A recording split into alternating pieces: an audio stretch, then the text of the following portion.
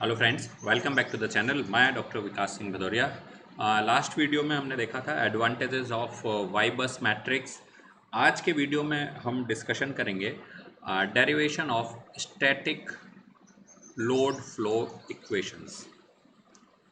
ये जो static load flow equations हैं, इनका आगे जब भी हम लोड फ्लो एनालिसिस करते हैं उनमें काफ़ी ज़्यादा यूज़ है। तो अभी हम यहाँ पर इस वीडियो में डिराइव करेंगे कि स्टैटिक लोड फ्लो इक्वेशंस को डिराइव कैसे करता है। तो सपोज़ कीजिए कि एक जो भी हमारा पावर सिस्टम है उसमें n बसेस हैं। जब n बस सिस्टम है तो इस n बस सिस्टम में अगर सपोज़ कीजिए कि मैं किसी भी एक बस पर करंट की वैल्यू फाइंड करूं, तो मैं लिखता हूं कि करंट इंजेक्टेड एट एनी बस। कोई भी बस मान लेते हैं हम, एनी बस, और वो बस हमने मान लिया है आई। ये हो सकता है 1 2 3 4, कुछ भी हो सकता है 1 से लेके n तक। तो करंट के लिए हमें मालूम है कि I इज इक्वल टू, हम लिख सकते हैं V into Y, voltage into admittance. जब भी हम कभी करंट कैलकुलेट करते हैं तो वोल्टेज इंटू एडमिटेंस के टर्म में हम एक्सप्रेस कर सकते हैं। तो सपोज कीजिए कि मुझे करंट फाइंड करना है, current at bus number I.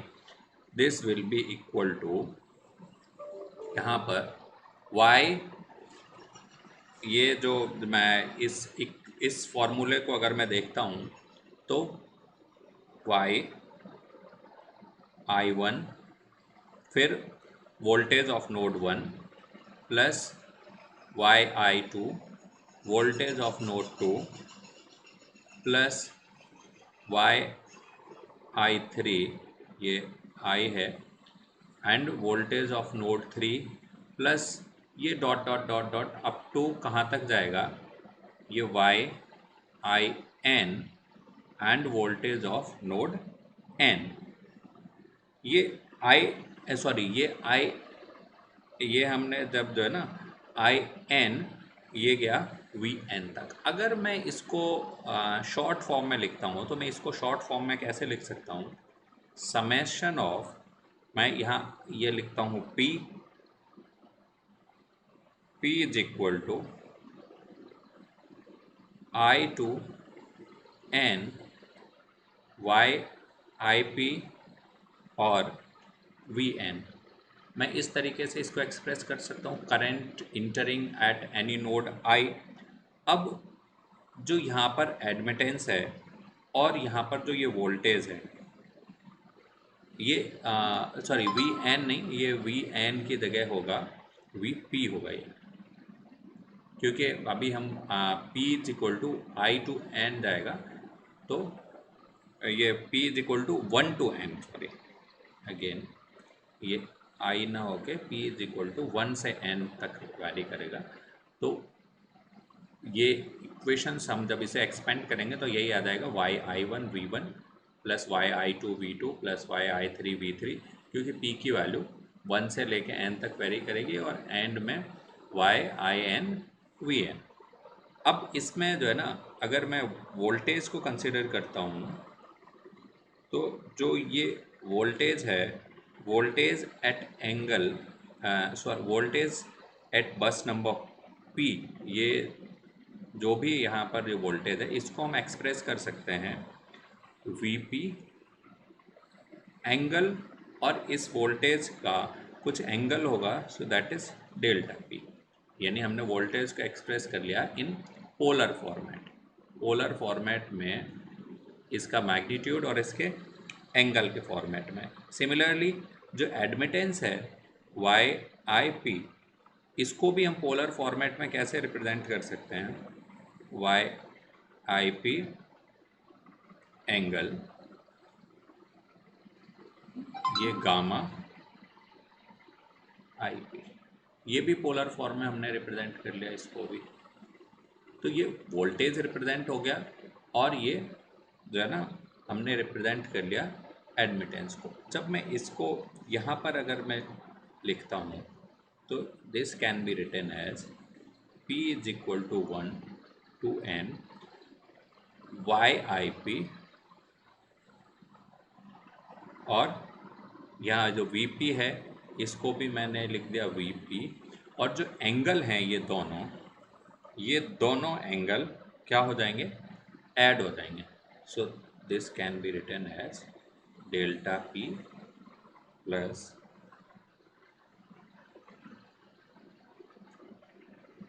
Gamma I. ये हुआ current injected at any node I. अब बट हम तो जो है ना, जब भी हम कोई एनालिसिस कर रहे होते हैं तो हम एनालिसिस करते हैं इन टर्म्स ऑफ पावर. जब पावर के टर्म्स में एनालिसिस करेंगे तो कॉम्प्लेक्स पावर कैलकुलेट करते हैं, complex power at node I. तो इसको मैं क्या कहूँगा, कॉम्प्लेक्स पावर को, this will be S I. इसको मैं लिख सकता हूँ यहाँ पर active power injected at bus number I plus J times of reactive power injected at bus number I. This can be written as voltage at bus number I multiplied by current injected at bus number I और इसका conjugate. जब मैं इस term पर पहुंचा, voltage multiplied by current का conjugate, और यहाँ पर जो ये वोल्टेज है, इस वोल्टेज को भी हम किस तरीके से रिप्रेजेंट कर सकते हैं, वी आई एंगल, इसका भी डेल्टा आई, ये भी हम पोलर फॉर्म में इस तरीके से लिख सकते हैं कि इसका मैग्नीट्यूड और इसका एंगल. मैं यहाँ पर लिखता हूँ इसकी जगह वी आई की जगह मैंने लिखा V I angle of delta I. और जो ये आई था, इसका जब मैं कंजुगेट अगर लिखूँगा तो कंजुगेट के लिए यहाँ पर देखिए मैग्नीट्यूड तो वही रहेगा. तो मैं अभी मैं लिखता हूँ इस तरीके से, आपको एक्सप्रेस कर दूंगा तो इजी रहेगा कि P is equal to 1 to n Y I P V P delta P minus gamma I P, sorry plus gamma I P और इसका कंजुगेट.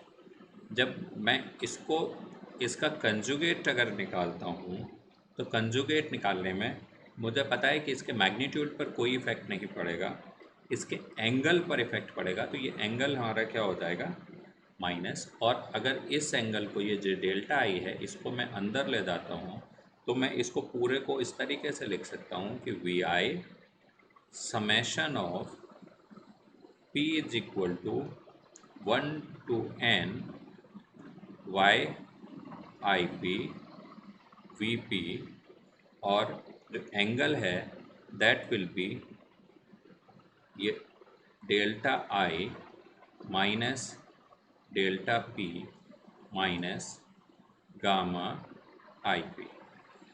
ये हमारा बना complex power at node I.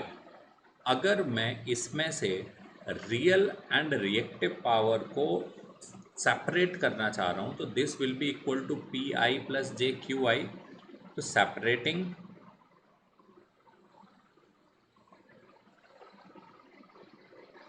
Real and reactive power, जब मैंने इनको separate किया तो मैं यहाँ पर लिख सकता हूँ कि जो पी आई यानी real power injected at node I, this will be equal to V I summation of P is equal to 1 to n then Y I P V P, और ये जो एंगल है इसका cos. So cos of delta I minus delta P minus gamma I P. And similarly reactive power injected at bus number I, this will be equal to Vi summation of P is equal to 1 to N YIP Vp sine of this delta I minus delta P minus this gamma IP। तो अब हमारे पास इन दोनों ही case में जो I है, this I will vary from 1 to N। अब यहाँ पर देखिए कि पी आई और N I P I and Q I, तो इसमें अगर आप देखोगे तो जब एन बस सिस्टम है तो इक्वेशन एन इक्वेशंस तो किसके होंगे, पी के लिए एन इक्वेशन फॉर पी, और एन इक्वेशन किसके लिए हो जाएंगे, क्यू। तो टोटल नंबर ऑफ इक्वेशंस कितने हो गए, टोटल नंबर ऑफ इक्वेशंस है हो गए आपके पास 2n। अब बात करते हैं वेरिएबल्स की। अगर वेरिएबल्स की बात करते हैं तो वेरिएबल्स एसोसिएटेड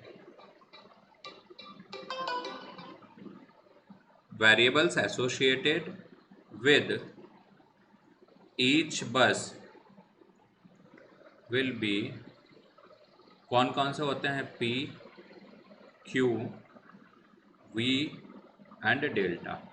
तो अब मैं देखूं कि अगर एक बस के साथ ये 4 वेरिएबल्स एसोसिएटेड हैं तो वेरिएबल्स एसोसिएटेड विद एन बस, ये जो वेरिएबल्स एसोसिएटेड विद एन बस कितने हो जाएंगे, 4n।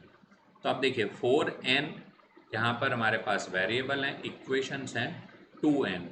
बट अब फिर से ध्यान दीजिए, जब हमने पढ़ा था क्लासिफिकेशन ऑफ बस, जब हमने क्लासिफिकेशन पढ़ा था उसमें अगर आप याद करें तो हर एक बस पर जो 2 वेरिएबल्स हैं ये नोन होते थे और 2 वेरिएबल्स क्या होते थे, अननोन। तो जब 2 नोन हैं और 2 अननोन हैं तो अब आप देखिए टोटल, जब अभी हमने वेरिएबल्स तो टोटल 4n है बट 2 तो इसमें नोन है, तो अब हमारे पास जो वेरिएबल्स निकलेंगे अननोन वेरिएबल्स, तो unknown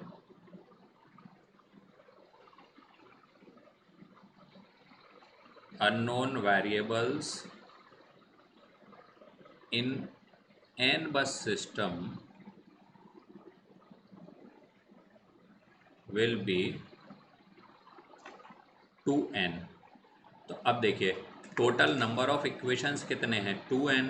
total number of unknown variables कितने हैं, 2n। तो 2n इक्वेशंस एंड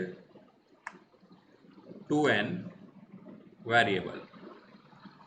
तो ये जितने भी 2n इक्वेशन और 2n वेरिएबल्स हैं, तो ये जितने भी नॉन लीनियर इक्वेशंस हैं इनको हम किसी भी एनालिटिकल मेथड से नहीं सॉल्व कर सकते। एनालिटिकल मेथड इनको सॉल्व करने में जो है ना कैपेबल नहीं है। तो एनालिटिकल मेथड से सॉल्व न करने की बजाय इनके लिए हमें रिक्वायरमेंट होगी इटरेटिव मेथड्स की। तो जो इटरेटिव मेथड्स हैं जिनको हम इसमें इन नॉन लीनियर इक्वेशंस को सॉल्व करने में यूज़ करेंगे, तो अभी जो नेक्स्ट वीडियो में जो हम पढ़ेंगे वो पढ़ेंगे गॉस शीडल मेथड। तो यहाँ पर अभी हमने इस पूरे वीडियो में जो डिस्कशन किया वो डिस्कशन था जो इक्वेशन जो हमने डिराइव किए ये दोनों P and Q, in equations को हम बोलते हैं स्टैटिक लोड फ्लो इक्वेशंस। तो हमने इस पूरे वीडियो में static load flow equations derive किए और ये देखा कि किसी भी n बस सिस्टम में हमारे पास 2n वेरिएबल्स हैं और 2n इक्वेशंस हैं and these non linear equations can not be solved with analytical method, so we will have requirement of some iterative methods. और आगे आने वाले वीडियो में हम उन इटरेटिव मेथड में से एक मेथड जो गॉस सीडल मेथड है उसको पढ़ेंगे कि गॉस सीडल मेथड को इन नॉन लीनियर इक्वेशंस को सॉल्व करने में किस तरीके से यूज़ करेंगे। तो आशा है कि आपको ये वीडियो पसंद आया होगा, आपको समझ में आ गया होगा कि हम डेरिवेशन कैसे करते हैं या स्टैटिक लोड फ्लो इक्वेशंस का, या फिर हम स्टैटिक लोड फ्लो इक्वेशंस को डिराइव कैसे करते हैं, और two N variables, two N equations किस तरीके से हम आगे इटरेटिव मेथड से सॉल्व करेंगे, इसका डिस्कशन करेंगे हम आगे आने वाले वीडियो में। और आगे आने वाले वीडियो की अपडेट के लिए आपको पता है कि आपको चैनल से जुड़े रहना है, और इमीडिएट अलर्ट के लिए आपको चैनल सब्सक्राइब करके बेल आइकन को ज़रूर प्रेस करना है। वीडियो कैसा लगा इसके लिए आपको कमेंट करना है, कमेंट आप कमेंट बॉक्स में कर सकते हैं। आप वीडियो को जितना ज़्यादा से ज़्यादा हो सकता है आप शेयर करें। Thanks for watching.